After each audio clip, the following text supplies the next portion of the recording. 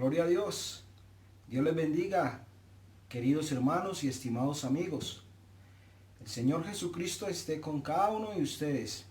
Es para mí un placer estar con ustedes nuevamente, alabando y glorificando el nombre de nuestro Señor. Doy gracias a Dios por la oportunidad que nos da de estar nuevamente reunidos en su presencia. Qué bueno estar aquí para alabar y glorificar al Señor y también para oír la voz de aquel que con su palabra nos da vida. Gloria a Dios. Expreso mi saludo para todos ustedes en el nombre del Señor Jesús y le doy mi gratitud a la directiva de Misiones y Evangelismo por tenerme en cuenta para este ministerio. Gracias a Dios, y vamos a orar en el nombre del Señor Jesús para que la palabra del Señor corra y sea glorificada. Bendito Dios y Padre Celestial, Señor nuestro Jesucristo, en esta hora, Señor, necesitamos oír tu voz, necesitamos, Señor, que tú uses a este siervo, Señor. Solamente soy un instrumento, Dios, me pongo en tus santas manos. Señor, haz conmigo conforme a tu santa voluntad. Permíteme expresar tu palabra, Señor. Yo he traído un pensamiento, Señor, de tu palabra, y te pido, Señor, que esta palabra halle cabida en el corazón de alguien que esté en sintonía en este momento. En el glorioso nombre de Jesús lo pido, Señor, para gloria y honra tuya. Amén y amén. Bueno, gracias al Señor por estar nuevamente reunidos. En esta tarde o noche ya tenemos un tema muy importante y muy interesante de la palabra del Señor. Vamos a hablar bajo el tema Mi refugio es el Omnipotente. Y es que en estos días vemos en las personas mucha preocupación. Y las personas quieren refugiarse en sus casas por la preocupación de la situación en la que estamos viviendo. Otras personas se refugian en las medidas de seguridad, otras personas se refugian en las medidas o en las que toma la alcaldía o la gobernación o la presidencia. Pero nosotros tenemos un refugio que es el Omnipotente. Vamos a iniciar leyendo un pasaje de la palabra de Dios, libro de los Salmos, el número 91. Dice la palabra de Dios, libro de los Salmos, el número 91, versículo 1. El que habita al abrigo del Altísimo morará bajo la sombra del Omnipotente. Qué bueno y qué importante es que nosotros estemos debajo de la sombra del Altísimo, que nosotros moremos y habitemos bajo la sombra del Omnipotente. Este es un salmo muy conocido de la palabra de Dios. Es un salmo que muchas personas lo saben de memoria. Es un salmo que las personas habitualmente lo tienen abierto en sus casas, en sus Biblias. Las personas incluso han tomado este salmo como si fuera un agüero. Muchas personas piensan que solamente teniendo la Biblia abierta en el Salmo 91 van a ser bloqueadas las malas energías. Así es como ellos lo piensan. Ellos piensan que si abren la Biblia en el Salmo 91, los espíritus malos o las malas energías no van a poder entrar a sus casas. Otros piensan que solamente rezando el Salmo 91 van a ser guardados del peligro y van a ser librados del mal. Lo tienen como un agüero, pero un salmo es una canción. Y esta canción contiene grandes verdades de la palabra del Señor. La Biblia nos enseña en muchísimas ocasiones de las costumbres que tenían los pueblos paganos alrededor de Israel. La Biblia nos enseña que ellos tenían como costumbre subir a las montañas y allí construían altares para ofrecer sacrificio a sus ídolos.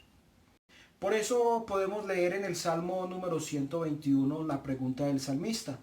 El salmista dice, alzaré mis ojos a los montes, ¿y de dónde vendrá mi socorro? Era por esto. El salmista seguramente tenía en mente esto en ese momento. Muchas personas a su alrededor tenían muchos ídolos. Tenían en los lugares altos, en las montañas, tenían esos lugares de sacrificio donde se acercaban a sus ídolos. Pero el salmista nos expresa algo maravilloso y dice, mi socorro viene de Jehová, que hizo los cielos y toda la tierra. Gloria al nombre del Señor. Ese constructor, ese hacedor y formador de toda la tierra, es nuestro refugio, porque Él es el omnipotente. También las culturas paganas de aquel entonces tenían como costumbre acudir debajo de los árboles.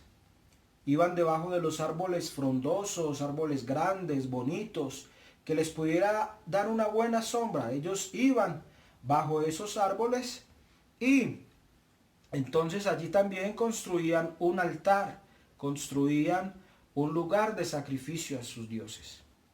Todas estas prácticas son condenadas tremendamente por Dios. A Dios le molesta en gran manera la idolatría, porque la idolatría es poner a lo que no es nada al nivel de Dios. Las personas que practican la idolatría ponen a la creación de Dios al nivel de creador. Y a la vez hacen algo abominable, que es descender a Dios al nivel de la criatura. Entonces Dios aborrece en gran manera la idolatría. La Biblia nos cuenta que en Isaías 57, versículos 4, 5 y los versículos siguientes, habla de cómo Dios le condena al pueblo de Israel por la idolatría. También podemos analizarlo en el libro de Jeremías, en el capítulo número 3, versículos 6, 7 y siguientes. Podemos ver cómo Dios les recriminaba a ellos por su idolatría. Pero también vamos a analizar y vamos a leer en este momento el segundo libro de los Reyes, capítulo 17. Vamos a leer desde los versículos 7 al 12, donde vamos a encontrar lo siguiente. Porque los hijos de Israel pecaron contra Jehová su Dios, que los sacó de la tierra de Egipto, de debajo de mano de Faraón, rey de Egipto, y temieron a dioses ajenos. Y anduvieron en los estatutos de las naciones que Jehová había lanzado de delante de los hijos de Israel, y en los estatutos que hicieron los reyes de Israel. Y los hijos de Israel hicieron secretamente cosas no rectas contra Jehová su Dios, edificándose en lugares altos en todas las ciudades, desde las torres de los atalayas hasta las ciudades fortificadas, y levantaron estatuas e imágenes de acera en todo collado alto y debajo de todo árbol frondoso. Dice el versículo 11, y quemaron allí incienso en todos los lugares altos, a la manera de las naciones que Jehová había traspuesto delante de ellos, e hicieron cosas muy malas, y provocaron a ira a Jehová, y servían a los ídolos de los cuales Jehová les había dicho, vosotros no habéis de hacer esto. Aquí podemos ver cómo el Señor se enojaba contra ellos, cómo les recriminaba por su idolatría, y porque, como les decía, acudían a los lugares altos y también a la sombra de los árboles frondosos.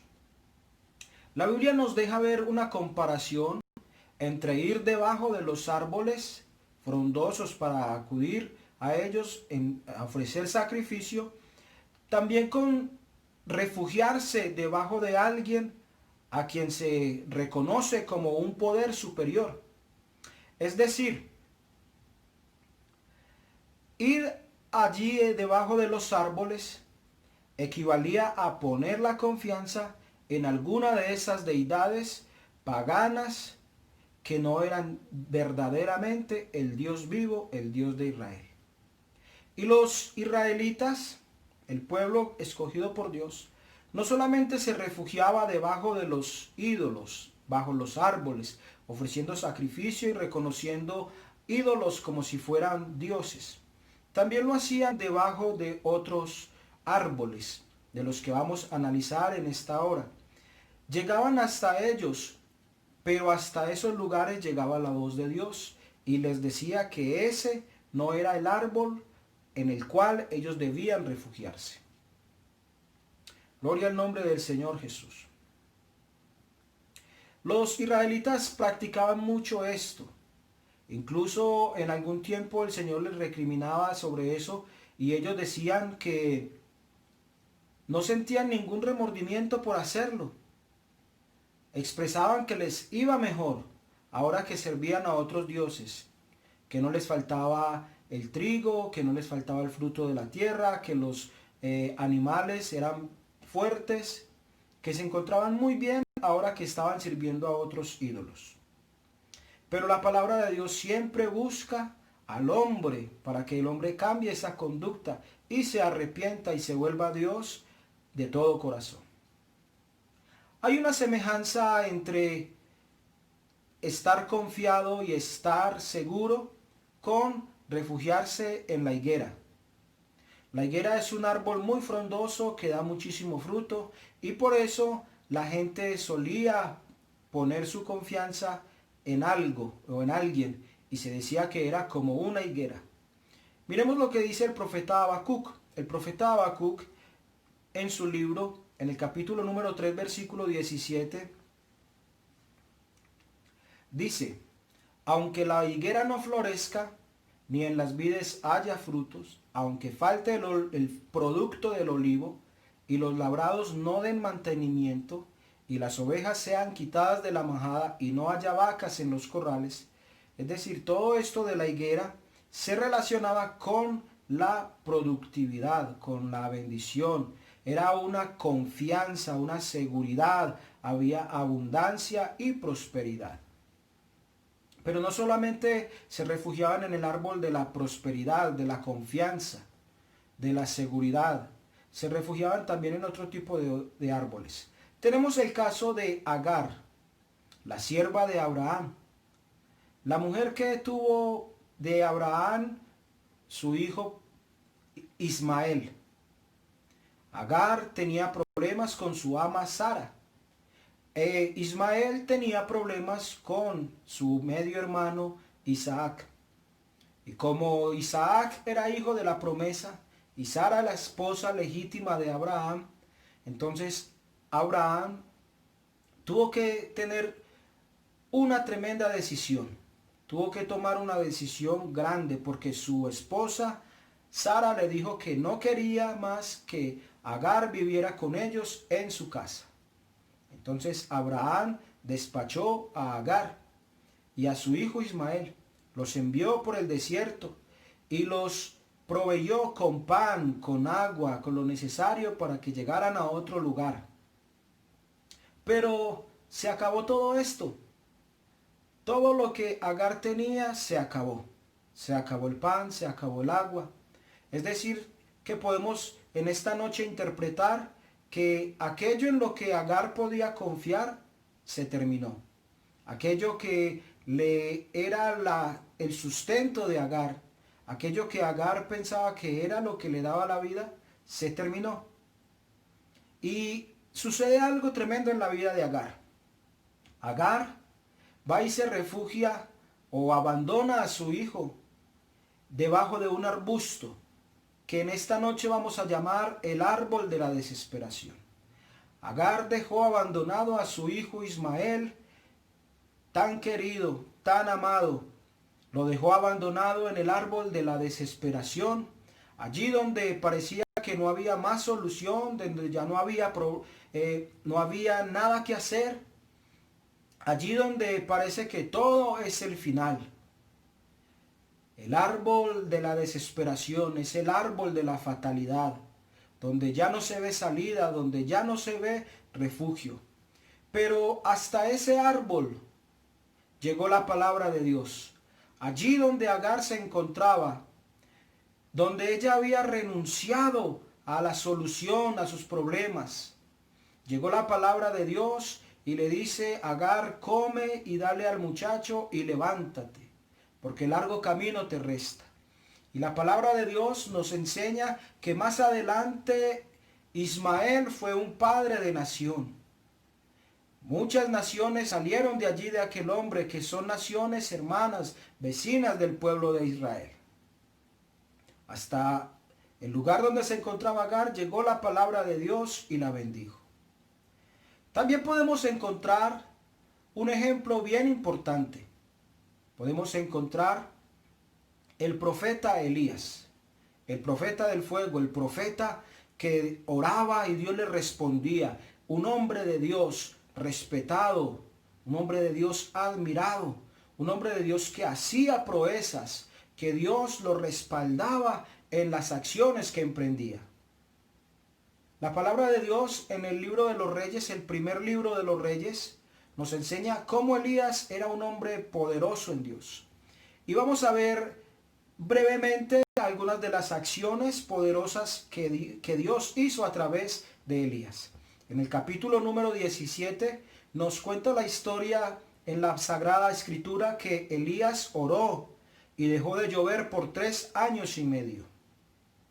Luego en el capítulo 18 vemos a un valiente Elías enfrentándose él solo a 400 hombres de Baal. Elías les lanza un reto y les dice que si Baal es Dios, entonces Baal va a consumir el sacrificio. Pero que si Jehová es Dios, Jehová va a responder con fuego y va a consumir el sacrificio. No había que poner fuego debajo del sacrificio, sino que el Dios que respondiera con fuego, ese es el Dios vivo y verdadero. La palabra de Dios dice que todos los profetas de Baal se pasaron aproximadamente medio día clamándole a Baal, pidiéndole a Baal que les respondiera. Se cortaban el cuerpo, derramaban sangre, gritaban desesperados para que Baal les respondiera. Y el profeta de Dios lo que hacía era burlarse de ellos. Les decía, clamen más duro, quizá es que Baal está ocupado, quizá Baal está dormido, quizá Baal se fue de vacaciones. Pero él sabía que Baal no les iba a responder porque Baal no es el Dios vivo y verdadero, pero que él era el profeta del Dios verdadero, que él conocía, que predicaba y que cuando él oraba le respondía. Y dice la palabra de Dios que Elías edificó el altar, cogió el sacrificio, mató el animalito, lo cortó en pedazos, hizo el altar, puso la leña. Incluso Elías hizo algo demasiado intrépido y demasiado sagaz para esa época. Elías cavó una zanja alrededor del sacrificio y vació 7 cubetas de agua sobre el sacrificio. Elías estaba totalmente seguro de que Dios le iba a responder. Con una sencilla oración de la palabra de Dios nos muestra que del cielo vino la respuesta. Vino fuego que consumió no solamente el sacrificio, sino que también consumió la leña, pero no solamente la leña, sino que consumió hasta las piedras, toda el agua que le habían echado encima al sacrificio. Y dice la palabra de Dios que hasta el polvo que había en ese lugar. Y Elías solo se enfrenta a esos 400 profetas de Baal y los mata él solo. Pero luego de que hace todas estas cosas, también Elías hace otra oración para que descienda la lluvia. Y con una oración sencilla, la palabra de Dios nos muestra que la lluvia descendió del cielo. Todo esto lo hizo Dios a través del profeta Elías. Pero también la palabra del Señor nos muestra cómo Elías se siente atemorizado. A través de una sentencia de juicio, de muerte que había lanzado esa perversa mujer llamada Jezabel, amante del rey Acaz, que determinó que Elías debería morir por haber asesinado a los profetas de Baal, su Dios. Esa mujer sentenció a muerte a Elías, el profeta de Dios. Y este varón, que como acabamos de ver, estaba acostumbrado a actuar y a hacer grandes obras y poderosas obras en Dios, sintió temor. Y dice la Biblia que Elías huyó a Horeb. Elías huyó a Horeb y se refugió debajo de un árbol de enebro. Elías se refugió bajo el enebro, el árbol del temor. Elías sintió miedo por su vida. Elías se convenció de que Jezabel lo iba a matar. Elías no por un momento se olvidó de Dios y de las grandezas que Dios había hecho a través de su mano, de cómo Dios le había respondido con poder. Y Elías se refugió debajo del árbol del enojo, debajo del árbol del temor. La palabra de Dios dice que Elías se refugió debajo de ese árbol e incluso deseó la muerte. Pero hasta allí, hasta el árbol del temor, llegó la palabra del Señor. Llega la presencia misma del Señor y le dice una palabra maravillosa a Elías. El Señor le dice: Elías, ¿qué haces aquí? Eso me deja a mí entender que el Señor estaba allí en ese mismo lugar con Elías. Porque si el Señor hubiera estado lejos, le hubiera dicho a Elías: ¿qué haces allá, Elías? Pero el Señor le dijo a Elías: ¿qué haces aquí? Y le dice una palabra de ánimo, le dice: levántate y come, porque largo camino te resta. Y Elías se levantó, fue restaurado, siguió su camino, anduvo delante del Señor, y el Señor lo guardó de la muerte. Así es como llega la palabra del Señor hasta donde nosotros nos refugiamos, y nos enseña que ese no es el camino, que ese no es el refugio, que allí no es donde encontramos nuestro abrigo. Hay otro hombre que nos enseña la palabra de Dios, que se refugia debajo de otro árbol. Incluso este hombre tomó una medida diferente y fue que se subió al árbol. La palabra de Dios nos enseña cómo Zaqueo se sube al árbol de sicómoro.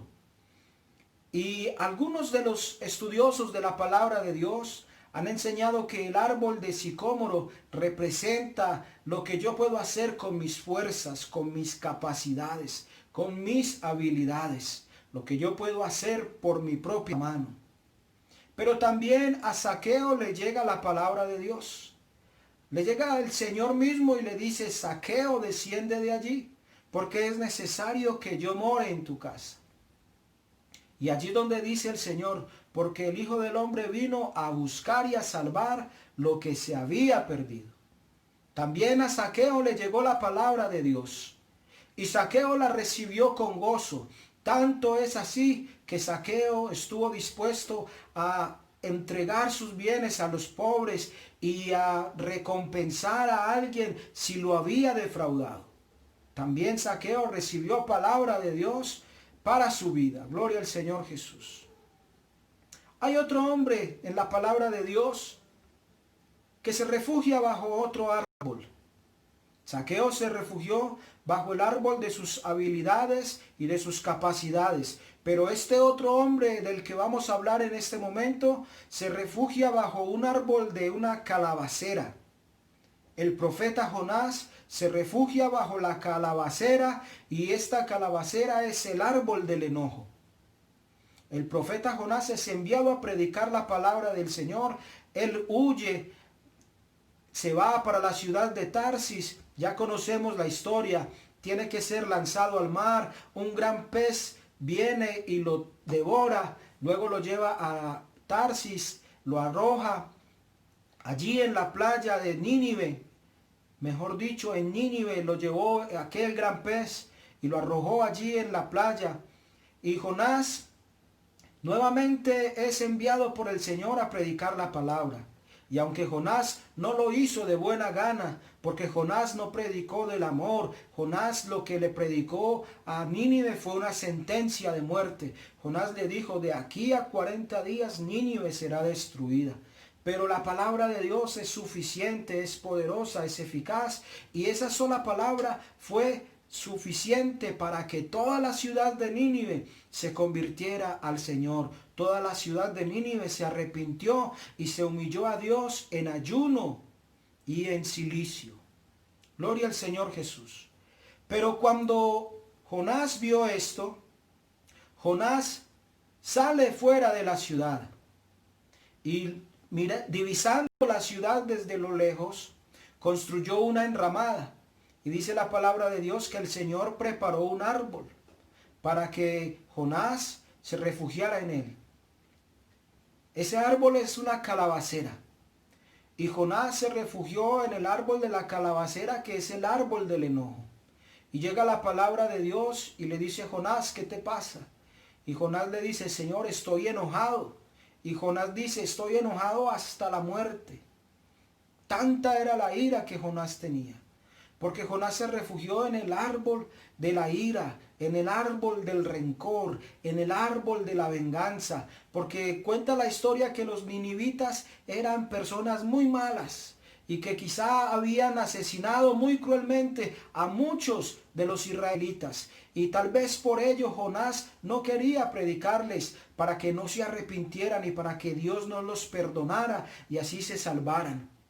Tal vez Jonás lo que deseaba en su interior era que los ninivitas fueran destruidos.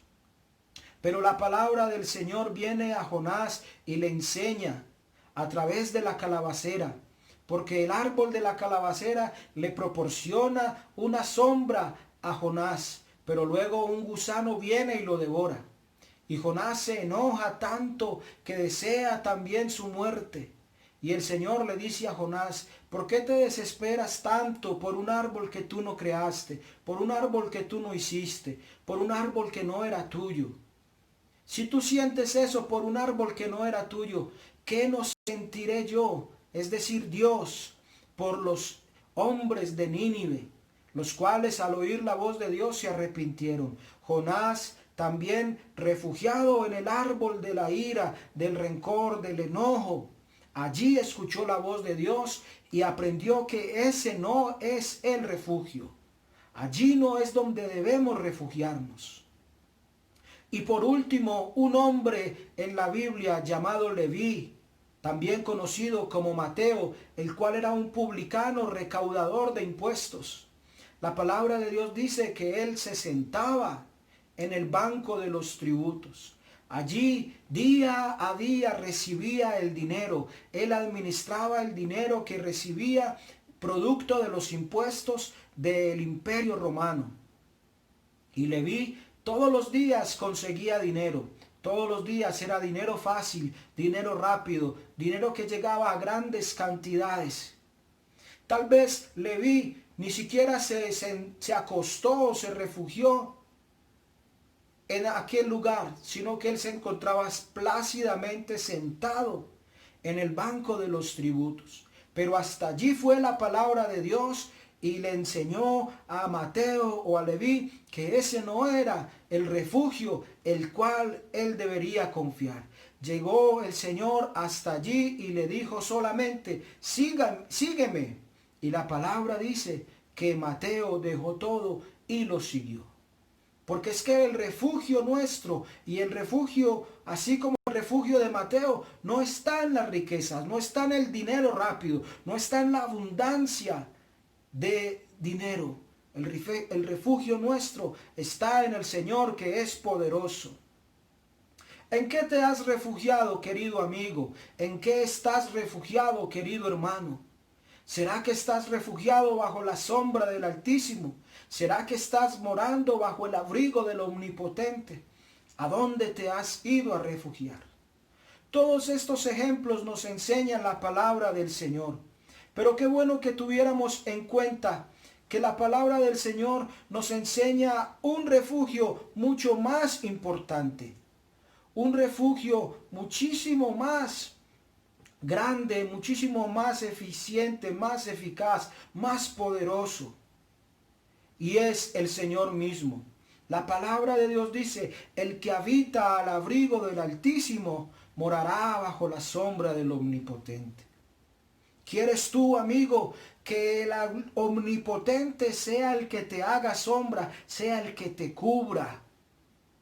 Porque el sol es abrasador, el sol quema, el sol fatiga, el sol maltrata la piel. Pero si tú estás bajo el refugio del Altísimo, nada te podrá hacer el sol. ¿Qué son las aflicciones? ¿Qué son las pruebas? ¿Qué son las causas externas que llegan hasta nuestra vida para querer hacernos daño? Pero el que habita al abrigo del Altísimo morará bajo la sombra del Omnipotente, y nada podrá hacer daño. Dice la palabra de Dios: diré yo a Jehová, esperanza mía y castillo mío, mi Dios en quien confiaré. Nosotros confiaremos es en nuestro Dios. Él es nuestra esperanza, Él es nuestro castillo, Él es nuestro Dios, en Él estamos seguros. En Él podemos estar tranquilos, porque dice la palabra: Él te librará del lazo del cazador, de la peste destructora.